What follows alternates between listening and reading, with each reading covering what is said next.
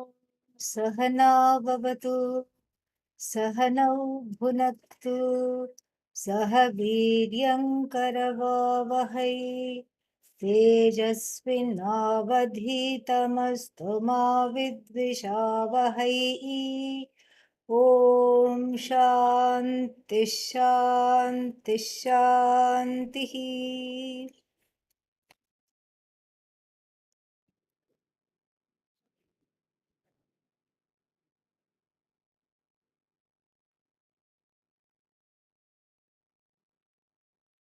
द्वन्द्वानि सर्वाण्यखिलास्त्रिपुट्यः किञ्चित् समाश्रित्य विभान्ति वस्तु तन्मार्गणे स्याद् गलितं समस्तं न पश्यतां सच्चलनं कदापि.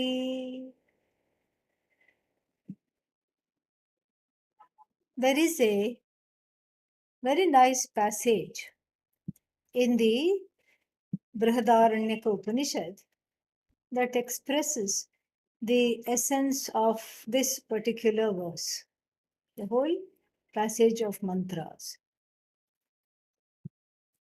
where the in the dialogue between the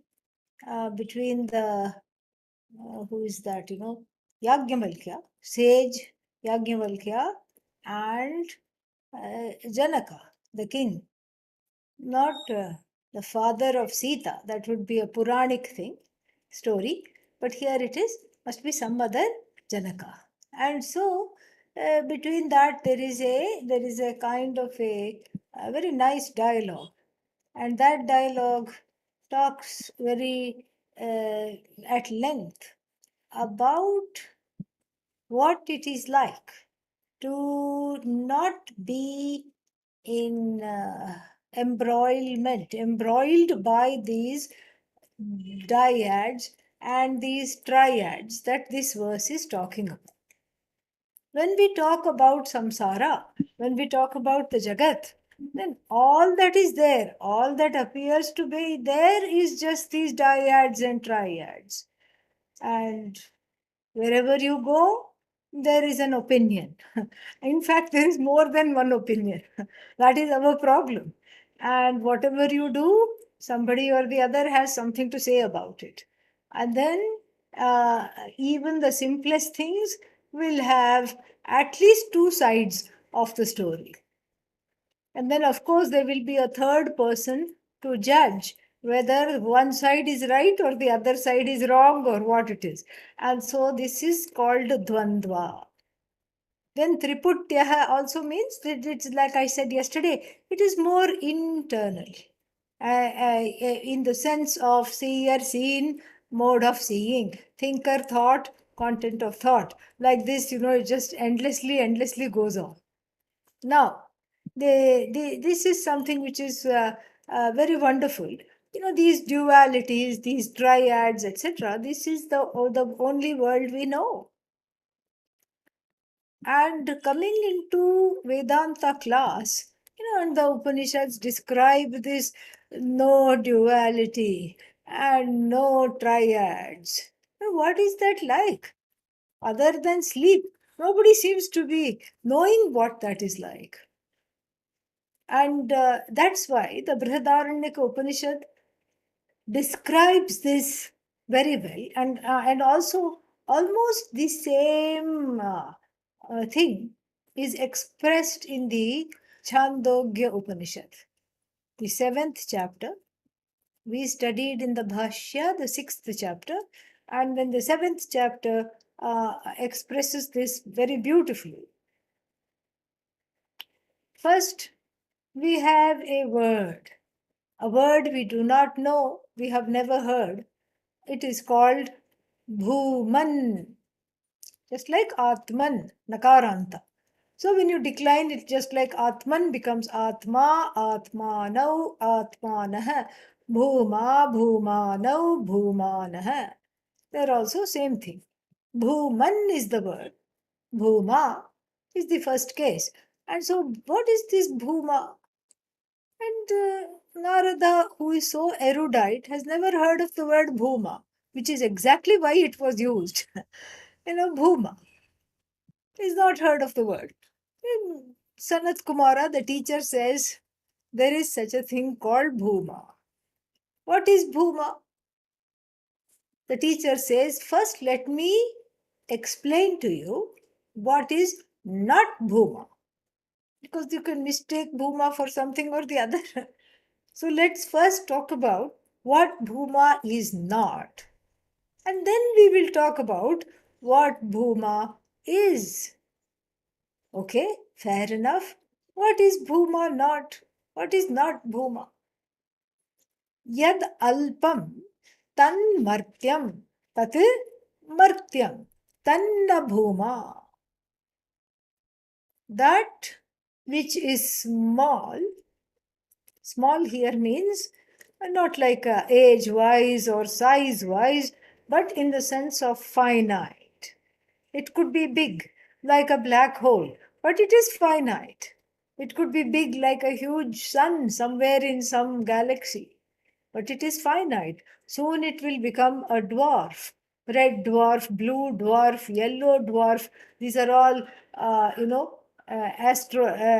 astronomical terms. So this is, so here, Bhuma doesn't, what is not Bhuma? That which is small is not Bhuma. Small means what? Small means that which is finite. That which is finite, abhuma, not bhuma. Yad alpam, that which is finite, tat martyam, that which is finite is indeed subject to the condition called mortality.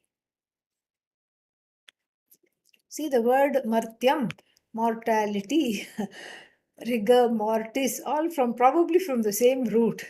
And so, yad alpam tat martyam, that which is small is indeed finite. That is not bhuma. Okay, got it. But then now I'm intrigued because everywhere I look, I see only alpam, alpam, alpam, alpam, alpam, alpa prapancha everywhere. This expression, we found in the Shatashloki class recently. Alpan alpa prapancha pralayah. So alpa prapancha. Alpa means small, finite. Prapancha means that which is the sum total of things that are discovered by the five senses. So, sense objects that can be objectified by the five senses, this constitutes the prapancha, this constitutes the whole jagat, really. That which can be objectified, to that we can help ourselves and say that which can be inferred, that which can be compared to something, etc. You throw in a few other means of knowledge one has under one's belt. But this is a very drastic definition. That which is not finite is bhuma. And that's why now we see why it is so important for this neti neti, na iti, not this, not this, not this. Why is it so important? It is important because it can be mistaken. The finite being mistaken for the infinite is our daily bread. This is what one does. This is what one does best in the world, mistakes the finite for the infinite when repeatedly, all the time, all the time. And if the finite, even if the finite is understood as the finite, one tries to make it into the infinite. And this is why there is sorrow. So, it's very important to define what bhuma is not. Then bhuma is not part of this alpa prapancha. Alpa prapancha again, this the finite objects with which I constantly interact, this bhuma is not. Oh, then maybe it is something out of this world. If it is something out of this world, how are you going to know it? Maybe it is beyond knowledge. Then if it is beyond knowledge, then what is the point of it being there? And of what use is it to me? And thirdly, more importantly, how can I know it if it is beyond knowledge? And if it is outside of me, what kind of what kind of a use will I have trying to understand it? What will I get? Nothing. And so, therefore, here very, very beautifully it says, Yad alpam tat martyam tanna bhuma. And what is bhuma? Yatra na anyat pashyati, na anyat shrunoti, na anyat vijanati. Tat bhuma. So, Saha Bhuma. That is Bhuma. What is this Bhuma? Where the person does not see anything else, does not, this is just the translation, okay? Does not hear anything else, does not see anything else, does not know anything else. What is this else other than oneself? That is the idea. That is Bhuma. Very intriguing definition. And one starts to wonder, what is this me? I know nothing else other than myself, which is very huge implications. I know everything as an extension of myself. Whatever I see, whatever I hear, whatever I cognize through the sense organs and through the interpretations, what is that called? Inference, etc. Through the other means of knowledge, whatever I cognize, whatever I know is not other than myself. Meaning, in Atmajnanam, a person blessed with this knowledge has a different vision than that of someone who is still gripped by the bars of those duality and the bars of those triads. So, for one caged in the duality, life is experienced as a prison. Let me out, let me out. I want out of this, all these cages. I don't want to be inside this way, peering through these bars. I want to be free, I want to live freely. How to dismantle the bars of duality? Very, very beautiful. And here, simply know Bhuma as the truth of yourself. Know yourself as Bhuma. What does that entail? Knowing yourself as Bhuma is tantamount to looking at the whole world very differently than how you do now. Now the world is experienced in abridged, punctuated experiences, discrete experiences. I ate this, and then I had a good time. Then I went to see this friend. Then I went there. Then I read this book. And then I fell asleep. Like this, there is a series of experiences from morning to night, day after day, week after week, month after month, year after year, lifetime after lifetime. All discrete. Discrete means I am separate, and the experiencer is separate, and the experienced object or event or situation is different from me. That is separate. And that which bridges the experiencer and the experience, that is also separate. This is the truth of all the experiences enjoyed in the world. That is why any experience in the world connected to objects that are finite leave you wanting for more. Like fire, there is no alam buddhi. That's why the name for alam buddhi means enough. This is enough, iti buddhi. That's why fire also, what does it do? What does the fire do? The fire keeps on eating village after village, forest after forest. And in the yajna we saw yesterday, we kept putting ghee And then it was keeping on burning. It never said, I think this much ghee, won't I have a cholesterol problem? I think you should stop putting the ghee. No such protest came from the fire. It kept on saying, more, more, more.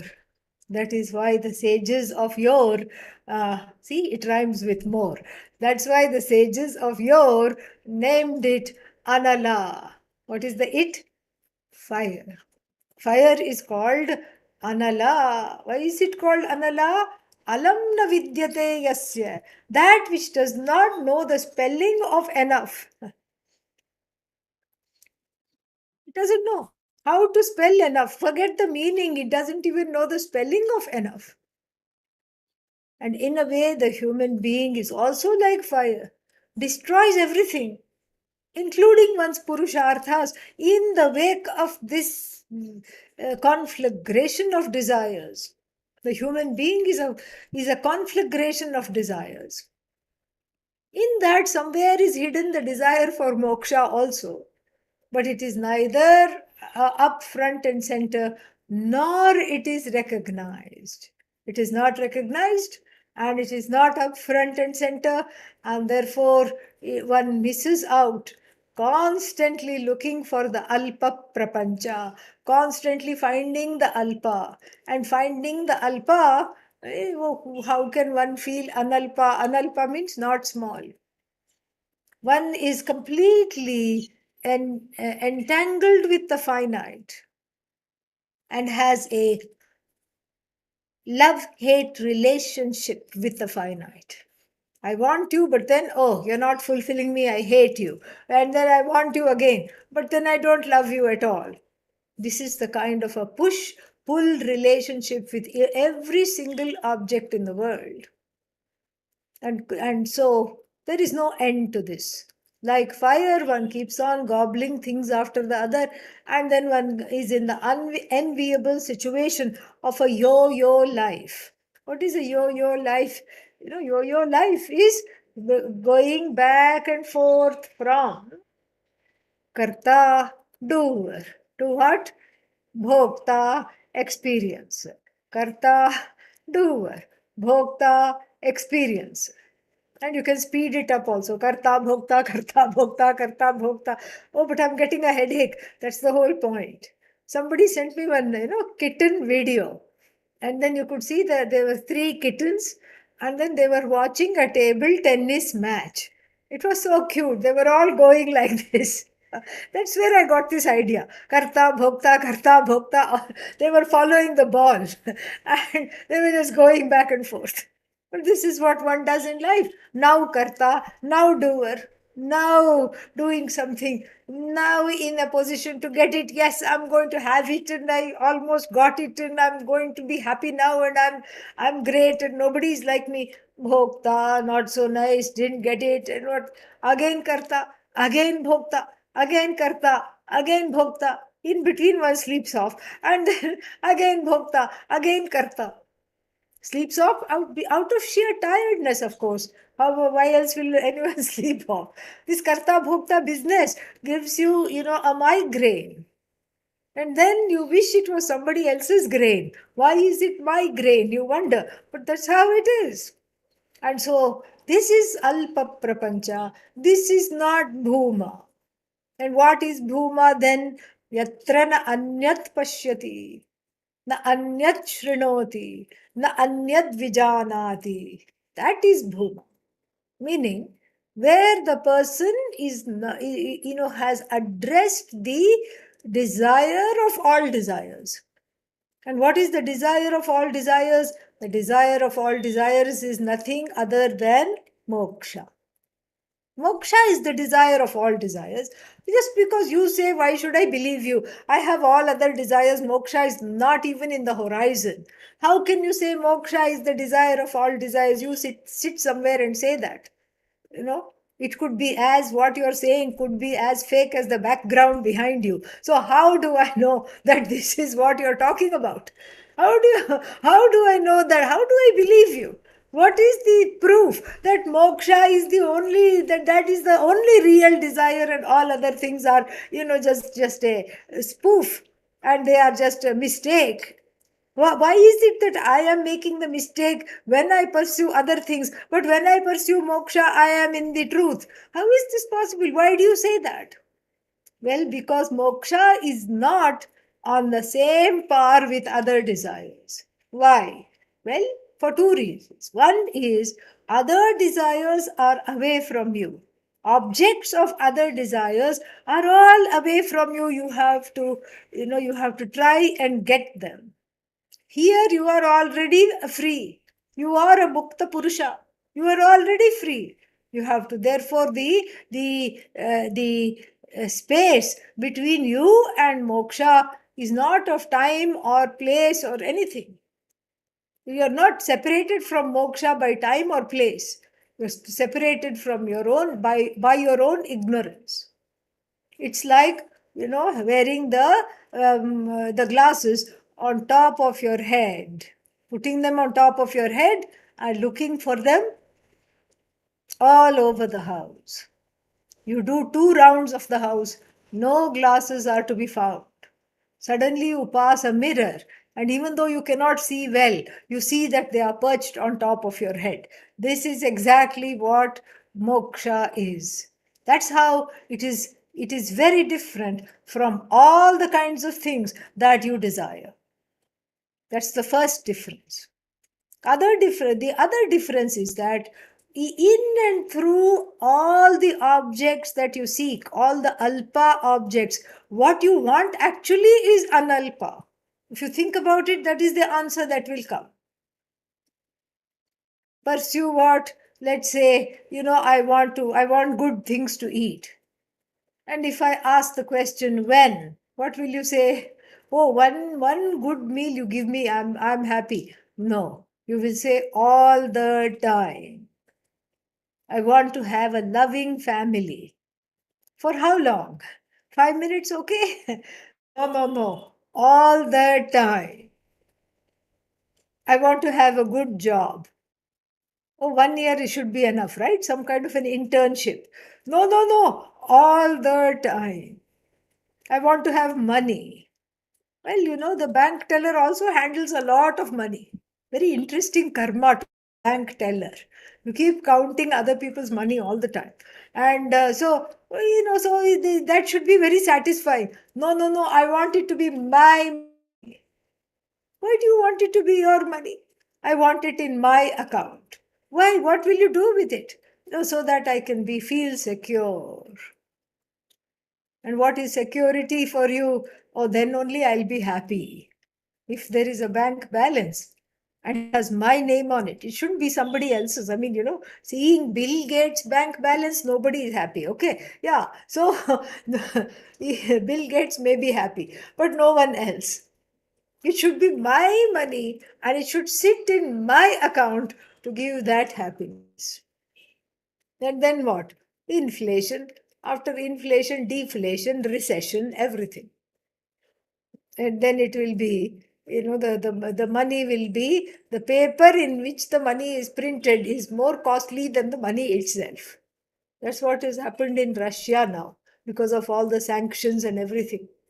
And so, like this, this is what it is. This is how I can say with complete certainty that what you want is that all the time. What you want is freedom from desiring the alpa. What you want is to seek something that will, quote unquote, make you happy all the time, keep you happy all the time, keep you secure all the time, stop you from judging yourself, and stop you from responding to other people's judgments, stop you from feeling invalidated when all the time. This is exactly this is why we say, instead of looking for moksha in and through all the objects, go for moksha straight away. That is what analpa, bhuma, Yatra anna anyat pashyati, na anyat shrunoti, na anyat vijanati, sa bhuma. Tanna martyam, tanna alpam. This is not alpa, O Narada. This is not alpa at all. And what is this then? This is you. This is the you that you seek. But the you that you seek is not clear to you. And so that seeking morphs into seeking of objects that you can clearly see. That is what happens. This is a pure psychological projection, transference of the subject, of the search for the subject onto all kinds of objects in one sight. And here too, in this verse, that is what is talked about here, that all these dualities come from a source. I, not I. Object, subject. Subject, object, I, not I. And so many other things. Knowledge, ignorance, all these things come from the source. Query the source. Talk to the source. And understand that source. And when you understand that source as yourself, samastam galitam syat tanmargane anveshane anveshane krite samastam galitam syat. Everything is as though taken care of, everything disappears. Oh, I don't know if I want self knowledge. Why? Because then when I look at the mountains, I will just see myself there. I won't see the mountains. When I look at the trees, I will see only myself there and not the trees. And then when I look at the water, I will see myself there. This is a strange situation. I don't want such knowledge. If you were to say, it's that the sight is the object of sight does not have to literally turn into your body or your mind. When we say you, we are not talking of the body mind sense complex. That itself makes this very clear. You means awareness. You means consciousness. And that consciousness is the truth of this body, this mind, this set of senses, is the truth of all the bodies that you are seeing. The body of the tree, the body of the mountain, the body of the ocean, the body of plants, flowers, everything is all that same consciousness. It's that one consciousness that has morphed, as it were, taken many, many, many avatars. That one awareness alone shines. But one mistakes the name and form for all different things and discrete objects, and one comes under the spell of this division.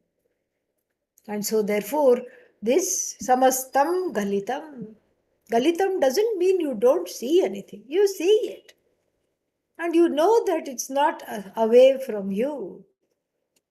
You don't have an agenda for it. You don't want it to be a certain way. You don't want it to do anything just because it exists. You're happy. You are, it is, and that are and is are one. So, therefore, even at the cost of making a grammatical mistake, we should say, it is, you is, it is all is. You also is, I also is, he is, she is, they is, everything is. And what is this is? Chaitanya.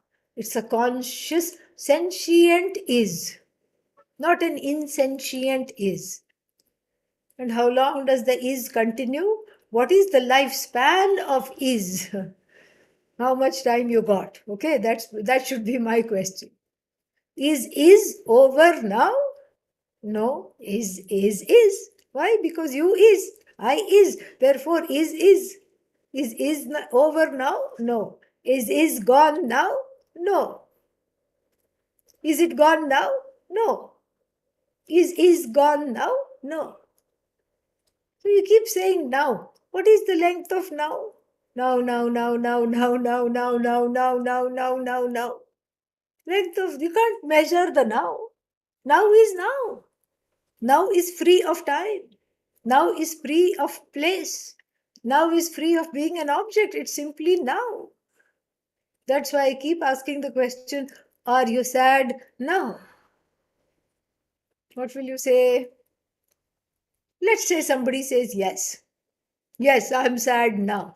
I'll kindly point out that now was then. That now was then. Now is a different now. Are you sad now? Oh, let me think about it. Okay, you'll have another chance in the new now. Now, now, now. You can't be sad in the now. Because that now is you, that now is Ananda, that now is here to stay forever and ever and ever. When you embrace the now as the truth of yourself, that is Bhuma. That is Bhuma. That is really what needs to be done. And that is what needs to be known. That is what needs to be understood. That is what needs to be inhabited, assimilated. And this is the otherwise what happens is that one gets caught entangled by the duality, gives it too much importance. And then the next verse is very interesting. He is going to highlight one such duality which is very close to our hearts. Let us read the next verse. विद्या कथं भाति न चेदविद्या विद्या कथं भाति न चेदविद्या विद्यां विना किं प्रविभात्य विद्या द्वयं च कस्येति विचार्य मूल स्वरूपनिष्ठा परमार्थविद्या विद्या कथं भाति न चेदविद्या विद्यां विना किं प्रविभात्य विद्या द्वयं च कस्येति विचार्य मूल स्वरूपनिष्ठा परमार्थविद्या. He takes one such duality, which is what is that? Which is a source of a lot of confusion. That's why he takes it and highlights this dvandva. And what is that dvandva? Vidya and avidya. What is vidya? Knowledge. What is avidya? Ignorance. And so he asks some very pertinent questions. And the first question is Vidya katham bhati? Vidya katham bhati? How does Vidya, knowledge, and we can take the verse in two ways. We can take the verse from the standpoint of Aparavidya, the knowledge of the relative, or we can take the verse from the standpoint of Paravidya, the knowledge of oneself, the absolute. Either way, we have some interesting things that come out of this unfoldment. So, first, let us take just general knowledge of things in the world. Okay. So, Vidya Katham Bhati. In order to say, I know geography. That is the statement Vidya, right? I know. Janami. So, supposing before you got geography knowledge, what did you have? Geography ignorance, correct? Ah, so supposing there was no geography ignorance, would you be the cognizer of geography knowledge? This is a very interesting question to contemplate upon. So it's like, let us imagine the sun, can host some kind of a sun-proof beings. There are some beings living on the sun, extraterrestrial beings who, after being born there, they are not fried to a crisp. They are able to withstand that heat and that is what they know. So then if you go and tell them, if you go and ask them, let's say you meet somewhere, you can't obviously go and visit them, so you decide to meet somewhere in a neutral place and say, so tell me what you do during the day. What do you do during the day? They will say, they will look at each other and say, what is day? What is day? And what is, what is day? No, we have day and then night. What is night? You don't know what is night. Night where you can't see anything. We can see things all the time. What is night? So without night, can the day be called a day? Without avidya, can, can vidya be called vidya? This is also illustrated in a very beautiful verse from the Krishna Karanamritam. Very beautiful. And there, baby Krishna goes to Mother Yashoda and says, milk, milk, I want milk. And Mother Yashoda says, not now, child. Milk doesn't come now. Milk comes at night. In the evening, the cows are milked. By the time the milk is delivered, it is night. And little Krishna says, what's night? When everything is dark and you cannot see anything. That is night, my child. And then 2 minutes later, Mother Yashoda is feeling small hands pulling at her sari. Milk, milk, give me milk.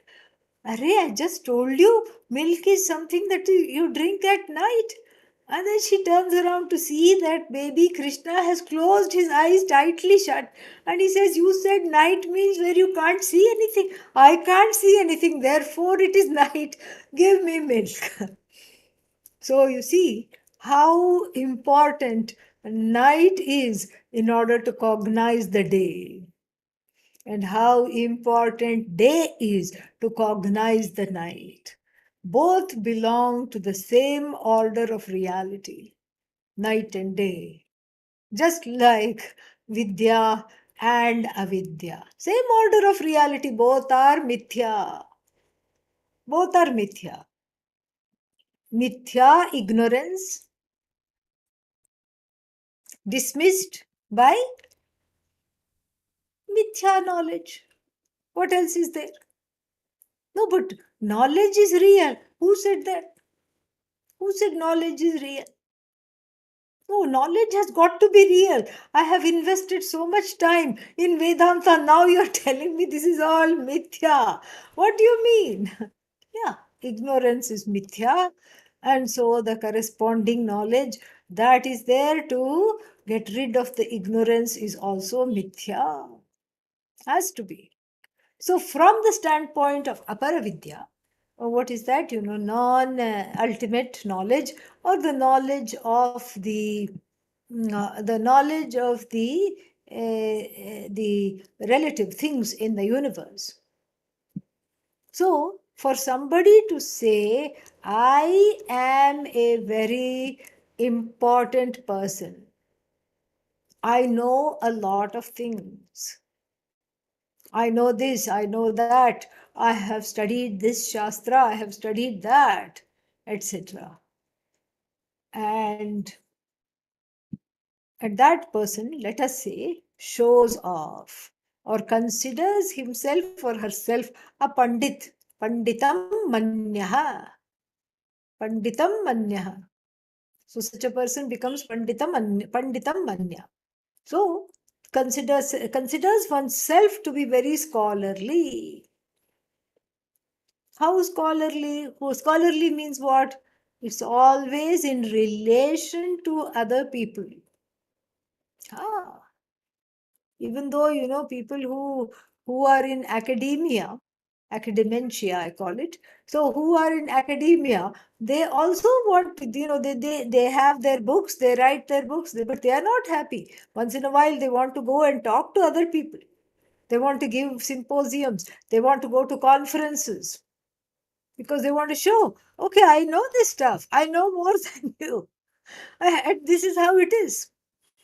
So the one who is a Pandit is not happy just knowing something for the sake of knowing. The one who is a Pandit wants to be around non Pandits in order to see what everybody's reaction is.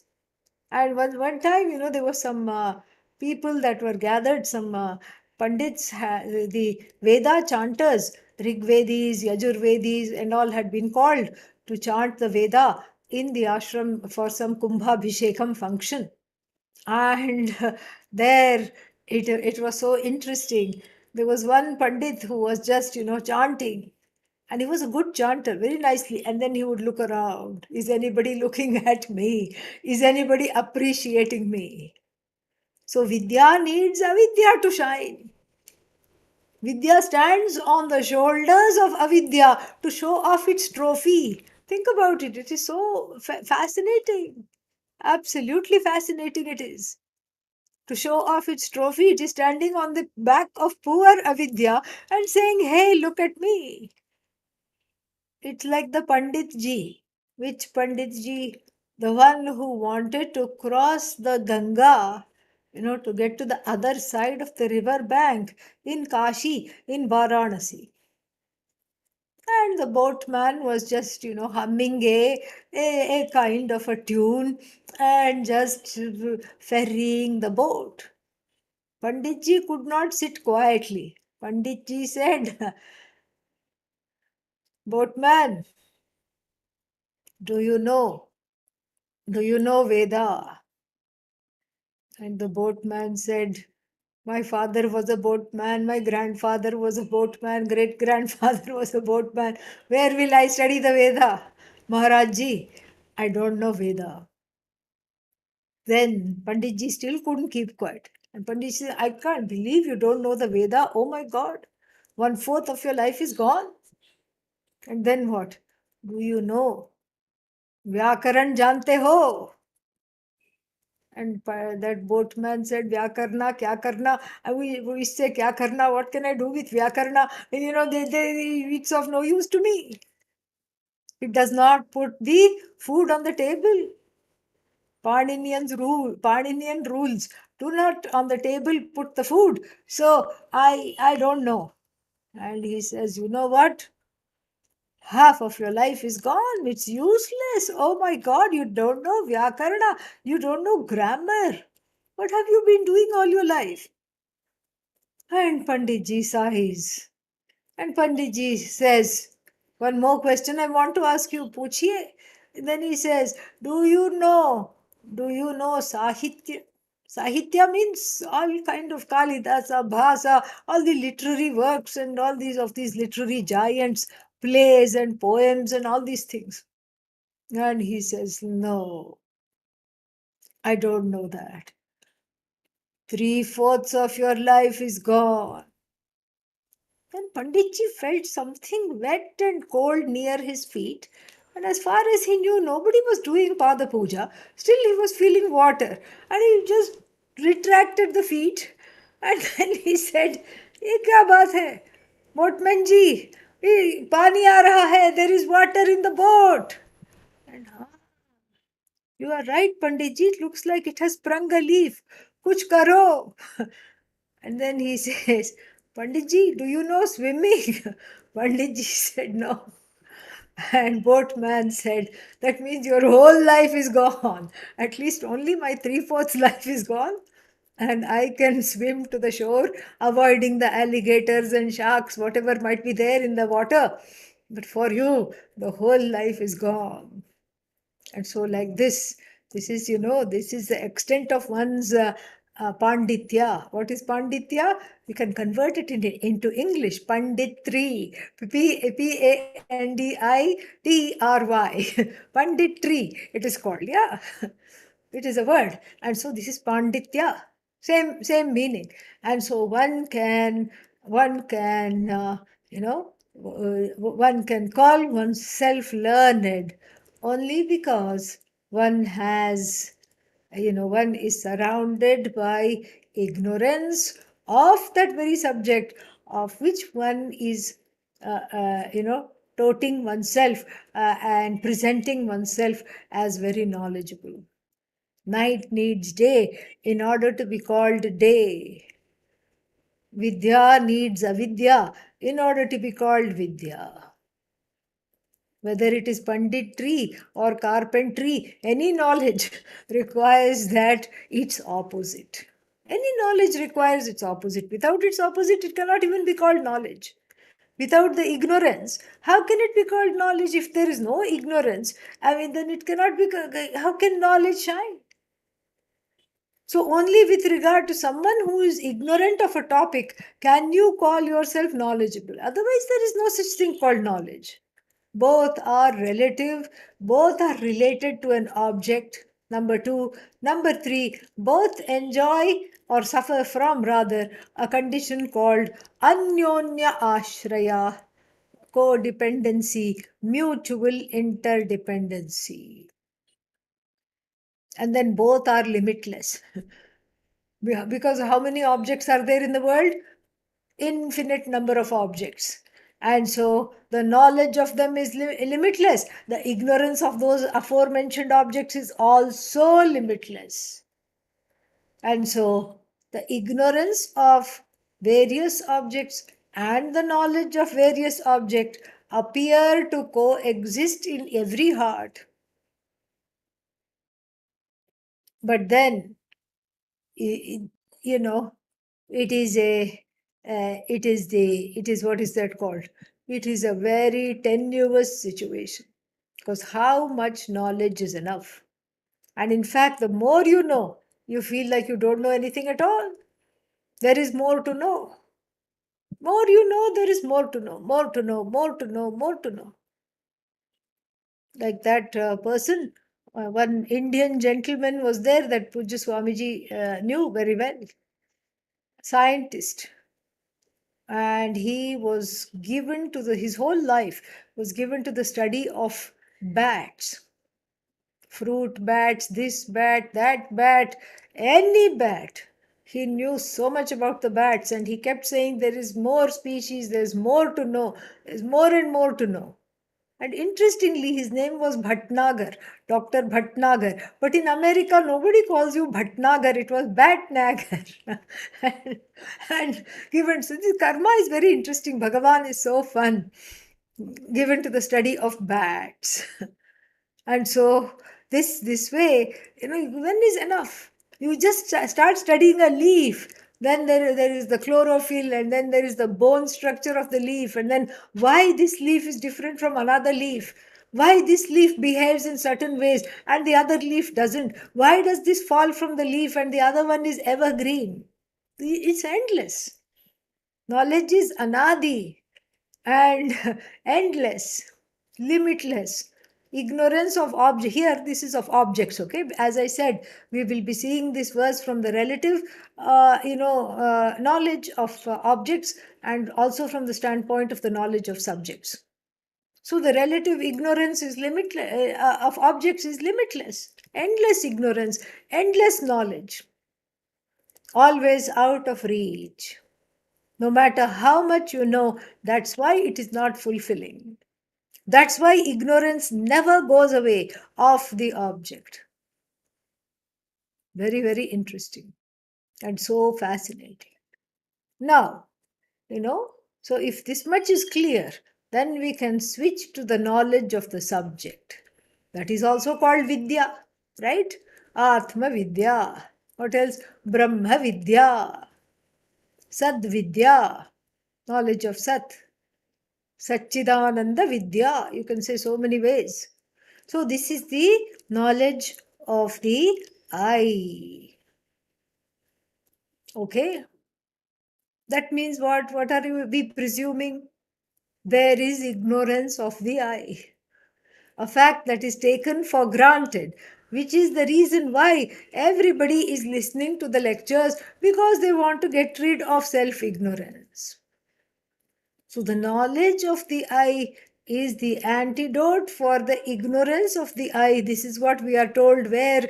Vedanta 101. And Maharshi is talking a language, Vedanta, postgraduate course, okay? 501. So we have to quickly get to this situation. So in Vedanta 101, yes, the antidote of Atma Ajnanam is Atma Jnanam. How many times have we seen this? That is why we have to attend classes. That is why we have to pursue the knowledge.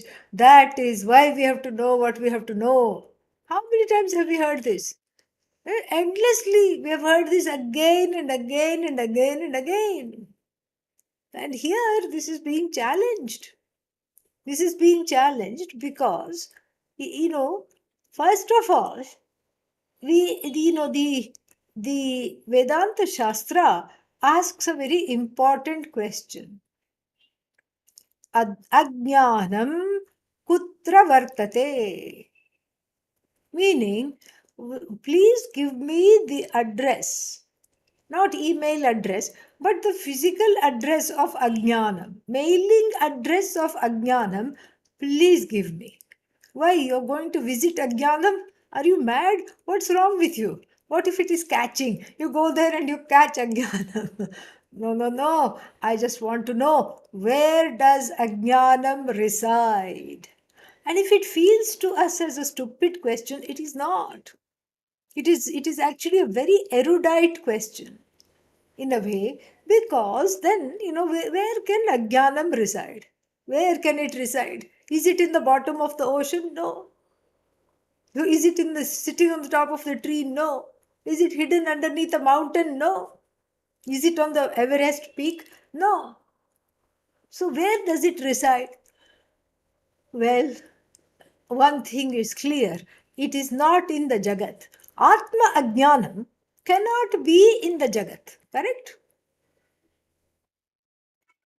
So then, what other places are left?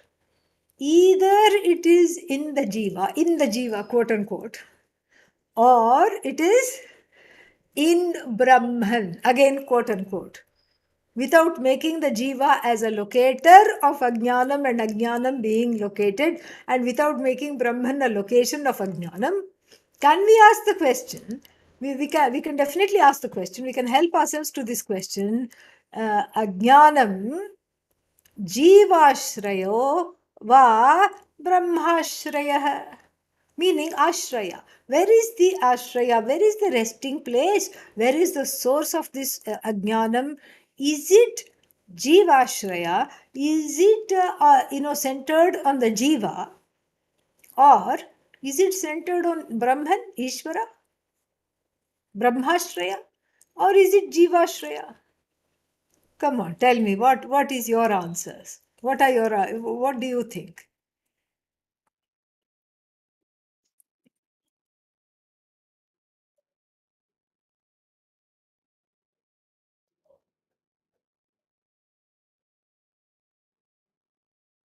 One sign of None life. of them. Huh? None of them. I was not expecting that. I'm a little bit taken aback. But it must be somewhere. It must be somewhere because you're feeling it in Brahman. Okay, one person has said, Chandan thinks it is Brahmashraya. Anybody thinks it is centered on the Jiva? As though Brahmashraya. As though Brahmashraya. Okay. Does anybody think it is as though Jivashraya? No, No? Interesting. Okay. So, in a sense, it is Jivashraya because that's where the mistake is happening. But if that we say all ignorance is is a projection in Brahman, then it is a Brahmashraya. So it depends on how you look at it, right? yeah. See, we are having people who are all scholars here. So, Sorry. there are actually, there's a long, centuries old discussion about this very issue.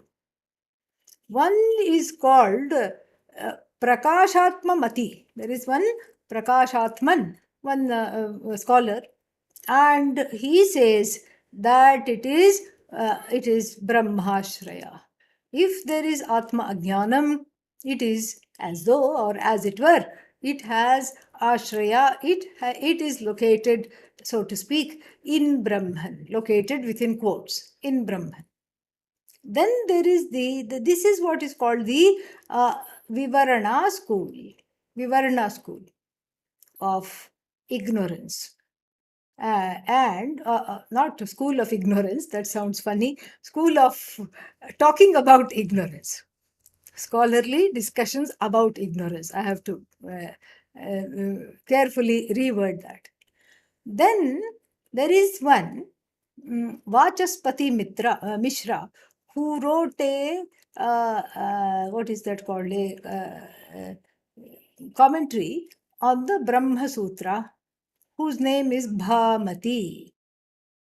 Bhamati was actually the name of his wife. Okay. And he just completely ignored her, as he was so caught up in writing the Brahma Sutra Bhashya. In fact, even though it is very scholarly, it has a few mistakes. And this one that we are going to discuss is also one of them. And some of the pages are also lost because of how ancient it was. Goats had a good time eating some of the manuscript, and then what is there here is just, it is in its own way, it is a wonderful manuscript, but it has some limitations. And then, so when he finished the work, then he looked up, and there was a gray haired lady bringing him milk to drink. And then he just looked and he said, "Who are you? Where did you come from? What are you doing in my house?" And she said, "What are you talking about? I'm your wife. I have been doing seva to you, and you have not even looked at me all these years. So many years of marriage. And here, and he feels terrible. He said, "Oh my God. And I have also grown old, and you have also grown old, and I have not even been aware of your existence." And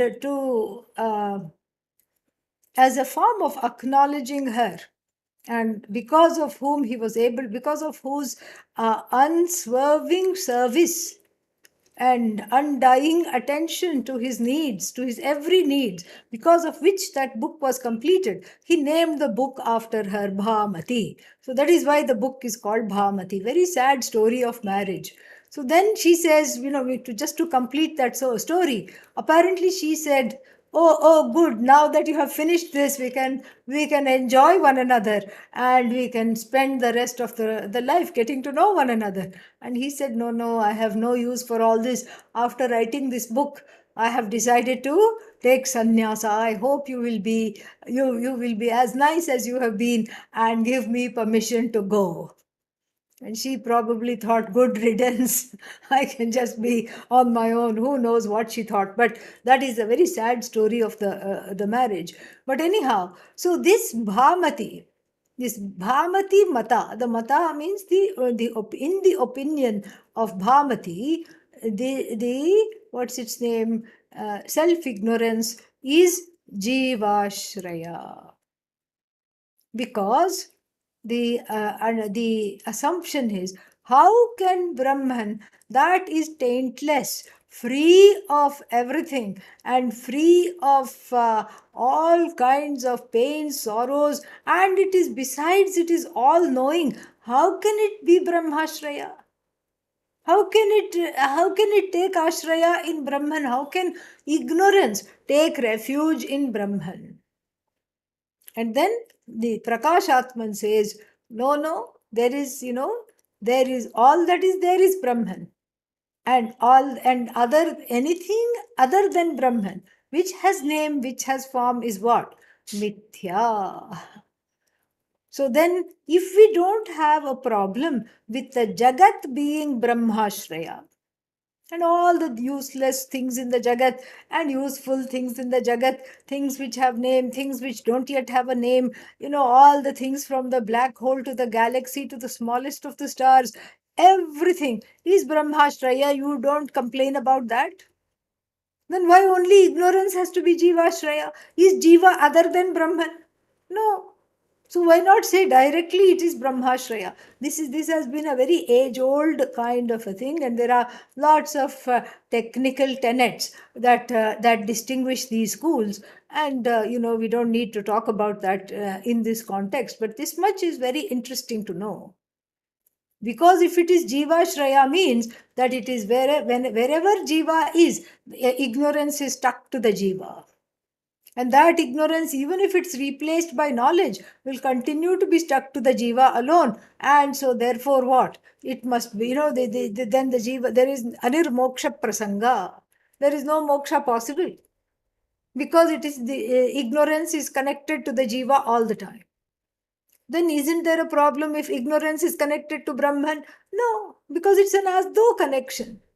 It's an as though connection. And this Jiva is also as though, as though Jiva. It's not really Jiva. That is also Brahman alone. So therefore, we go with, this Prakashatman's Vivarna school, and we say it is Brahmashraya alone. Why does it matter? We'll find out on Monday. ॐ पूर्णमदः पूर्णमिदं पूर्णात् पूर्णमुदच्यते पूर्णस्य पूर्णमादाय पूर्णमेवावशिष्यते ॐ शान्तिः शान्तिः शान्तिः हरिः ॐ श्रीगुरुभ्यो नमः हरिः ॐ